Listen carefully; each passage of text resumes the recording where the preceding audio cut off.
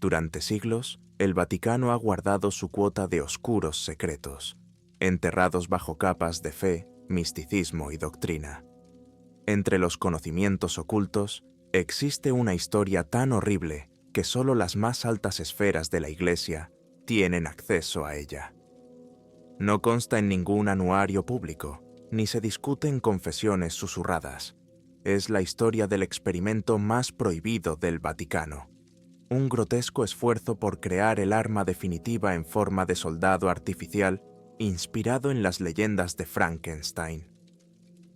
El proyecto, cuyo nombre en clave era Proyecto Resurrección, debía asegurar el dominio del Vaticano en un mundo desgarrado por las guerras, pero lo que desencadenó en su lugar fue mucho más aterrador que cualquier cosa que la Iglesia pudiera haber previsto.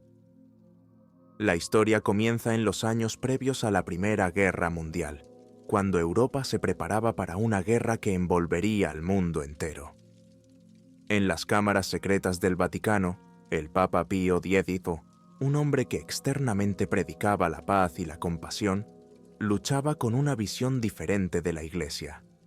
Preveía el caos que traería la guerra y creía que el Vaticano ya no podía confiar únicamente en la influencia espiritual.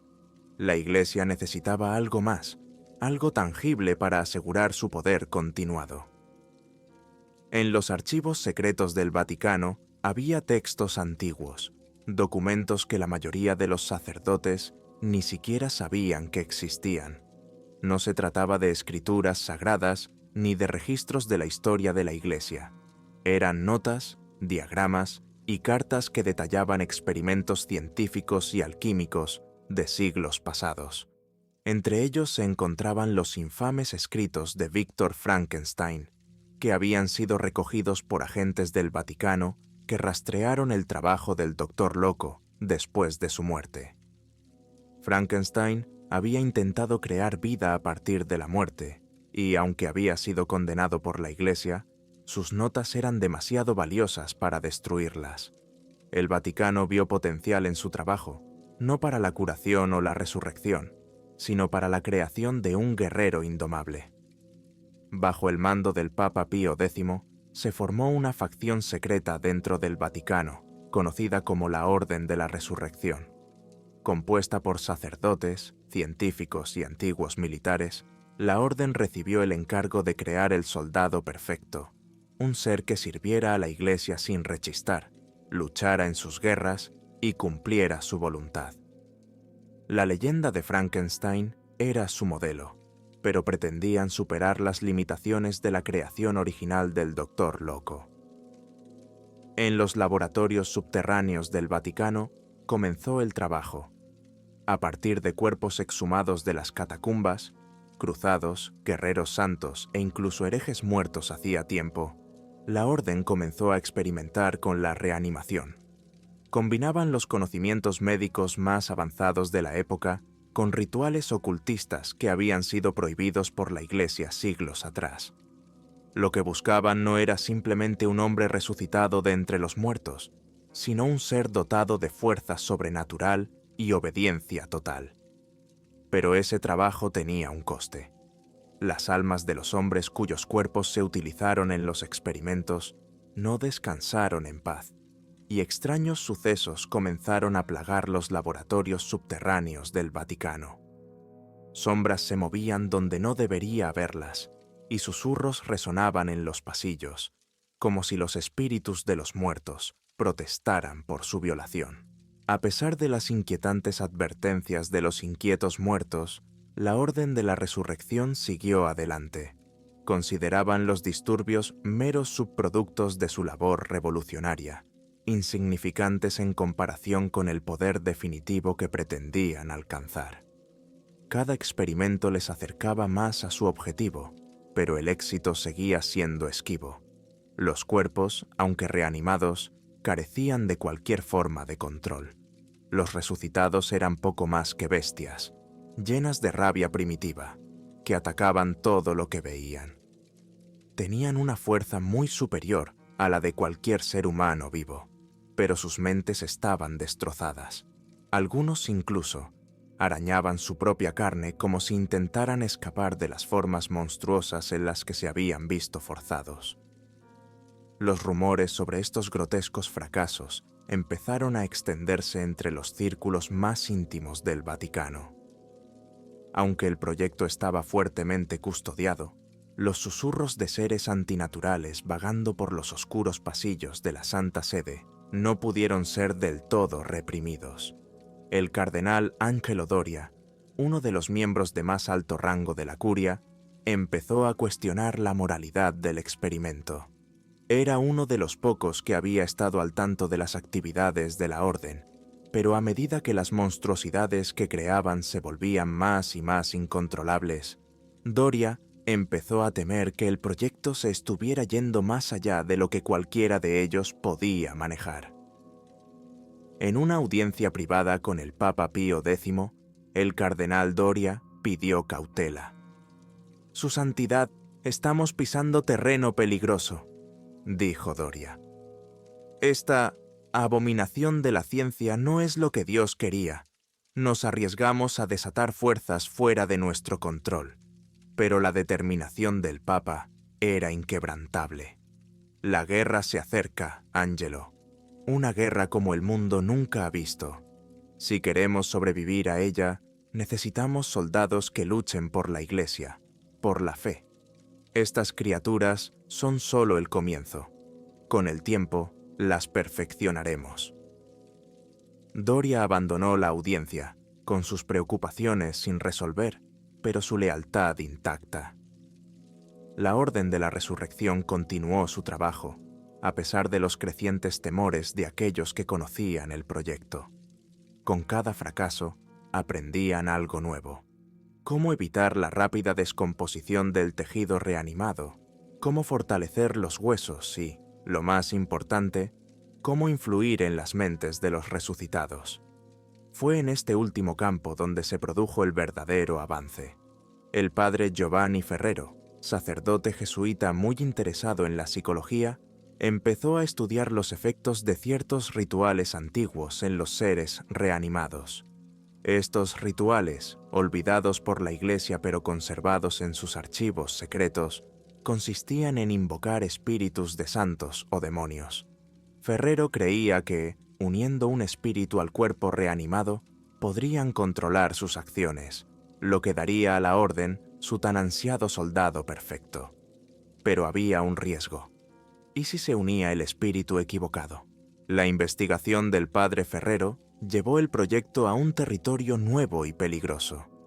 Ya no se limitaban a jugar con la biología y la alquimia, sino que ahora se adentraban en la metafísica.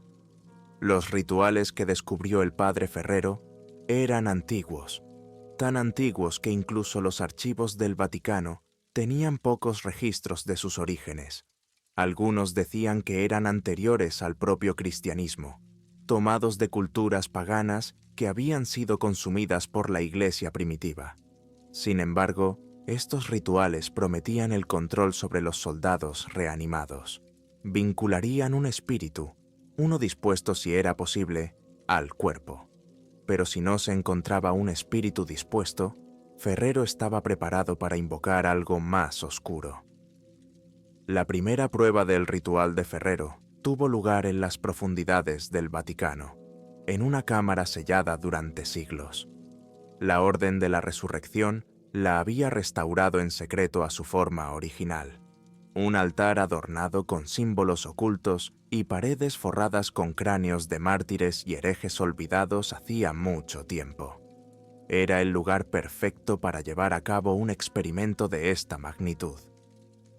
Ferrero estaba de pie ante el altar, recitando una oración que era más un conjuro que una petición a Dios. A su alrededor, los demás miembros de la orden observaban nerviosos. Ante ellos yacía el cuerpo de un antiguo caballero templario, recientemente desenterrado de las criptas del Vaticano. El cuerpo había sido conservado por medios naturales y sobrenaturales, a la espera de este momento. El ritual comenzó con los procedimientos médicos habituales, la reanimación del cuerpo mediante el brebaje alquímico que había dado vida a todas sus creaciones anteriores. Pero esta vez, mientras el cuerpo se retorcía y los ojos se abrían, Ferrero invocó algo mucho más antiguo que el alma de un santo. Sus palabras, pronunciadas en una lengua que no se había oído en siglos, resonaron en las paredes de piedra. Las sombras parecieron estirarse y retorcerse de forma antinatural, y el aire de la cámara se enfrió. La voz de Ferrero se hizo más fuerte, más frenética, mientras el espíritu al que llamaba se resistía a ser invocado. El cuerpo se sacudió violentamente sobre el altar. Sus ojos, abiertos de par en par, pero sin ver nada, se volvieron hacia su cabeza. Los miembros de la orden dieron un paso atrás. Incluso el Papa Pío X, que observaba el ritual desde detrás de una pantalla oculta, no pudo ocultar su malestar. Algo iba mal. Entonces, con un último grito gutural, Ferrero terminó el ritual. Durante un largo y tenso instante, el cuerpo del altar permaneció inmóvil, como si el espíritu se hubiera negado a habitarlo. Pero lentamente, casi imperceptiblemente, el pecho del cuerpo comenzó a subir y bajar con la respiración.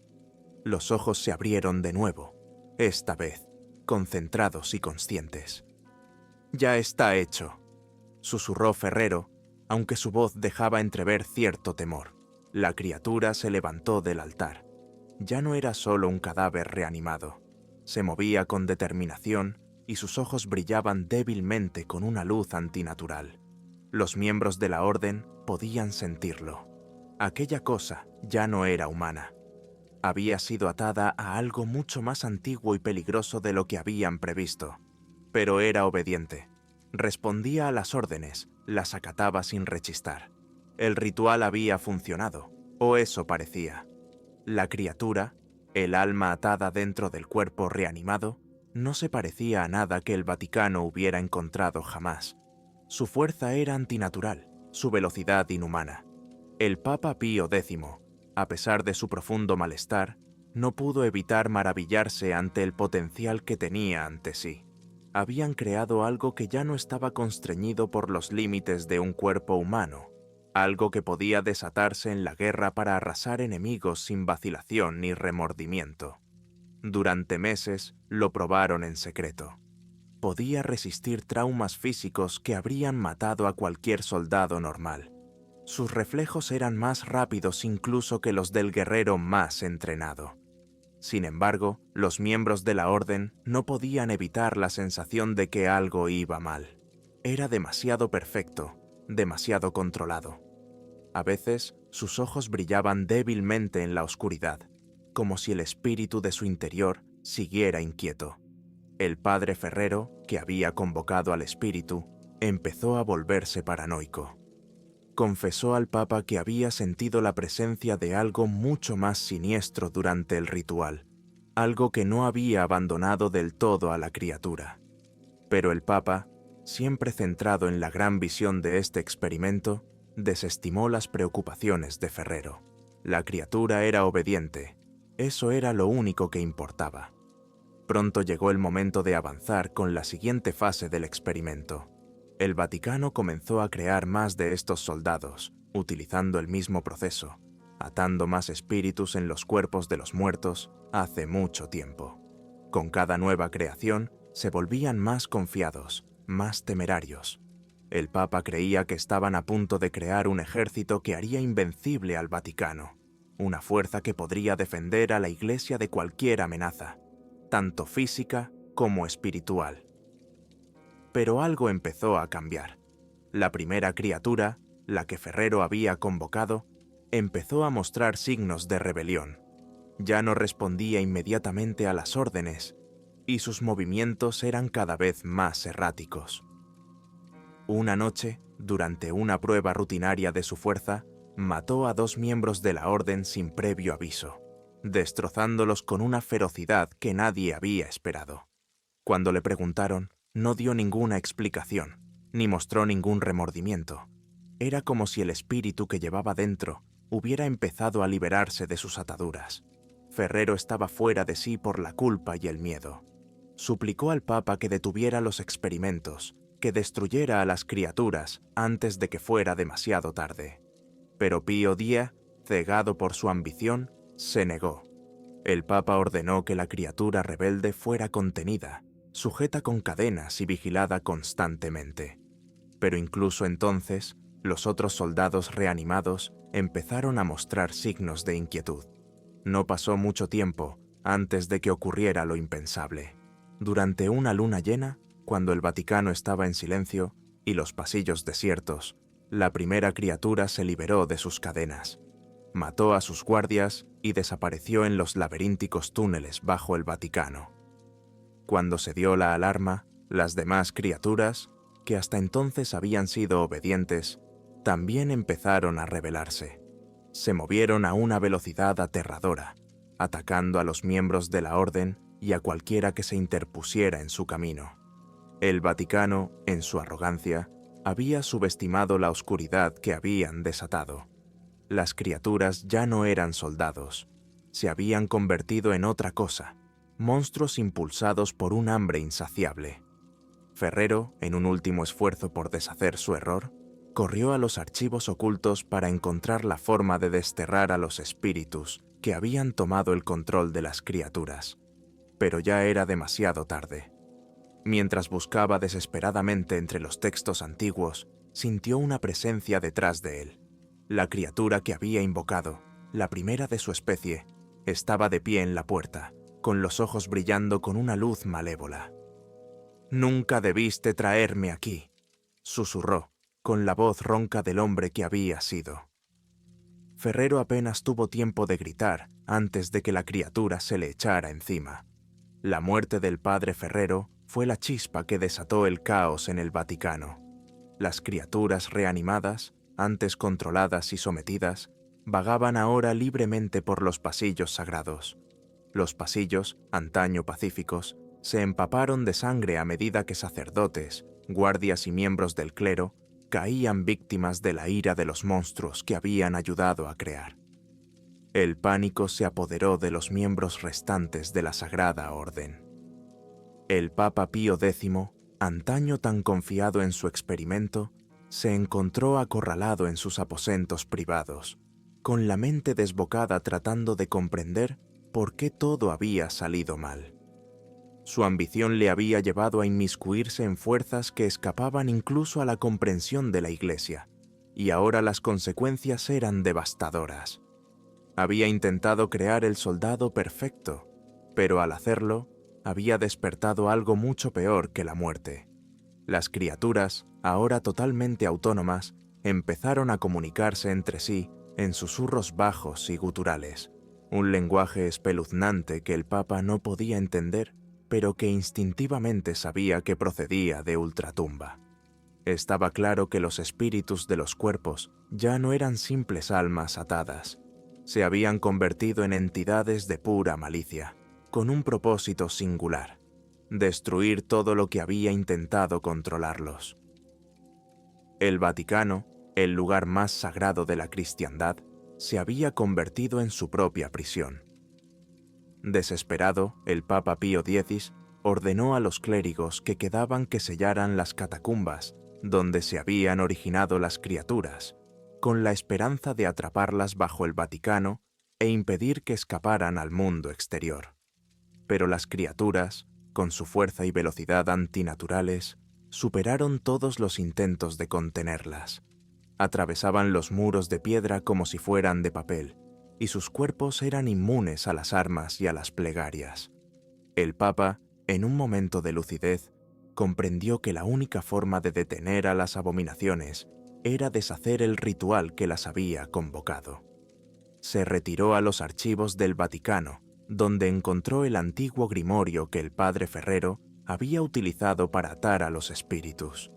Mientras los monstruos se acercaban a él, buscó frenéticamente el conjuro de reversión, un hechizo que rompería el vínculo entre los espíritus y los cuerpos reanimados. Justo cuando encontró el conjuro, la puerta del archivo se hizo añicos. Las criaturas entraron en tropel, con los ojos brillantes de odio y movimientos inquietantemente tranquilos, mientras se acercaban al Papa. Pío X, con las manos temblorosas, empezó a recitar el conjuro en voz alta. Su voz vaciló, su fe vaciló por primera vez en su vida, pero las criaturas no atacaron. Permanecieron en círculo a su alrededor, observando, esperando. Una de ellas, la primera criatura, la que se había revelado primero, se adelantó.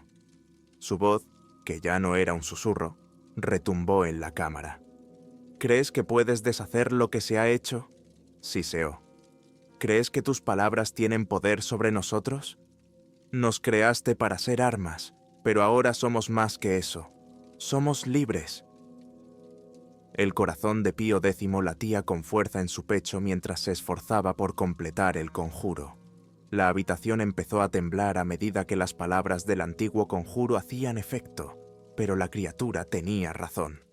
El vínculo había crecido más allá de lo que el Papa podía controlar. Querías crear al soldado perfecto, continuó la criatura, pero has creado algo totalmente distinto. No estamos sujetos a tu Dios ni a tu ciencia. Somos lo que viene después. Cuando las últimas palabras del conjuro salieron de los labios del Papa, el suelo del Vaticano empezó a temblar violentamente. Las paredes se agrietaron y el suelo se abrió, revelando las profundidades de las catacumbas. Una energía oscura llenó la sala, arremolinándose alrededor de las criaturas como una tormenta. Pero las criaturas no desaparecieron. En lugar de eso, se rieron, un sonido tan antinatural que el Papa sintió escalofríos. El conjuro había fallado. En un último acto de desesperación, Pío X cayó de rodillas, rezando por la intervención divina, pero no llegó ninguna. El Vaticano, la fortaleza de la fe, había sido corrompido más allá de la salvación. Las criaturas, ahora completamente desatadas, apartaron su mirada del Papa y la dirigieron hacia la ciudad de Roma. «No somos soldados», dijo la primera criatura, con una voz llena de oscuro regocijo.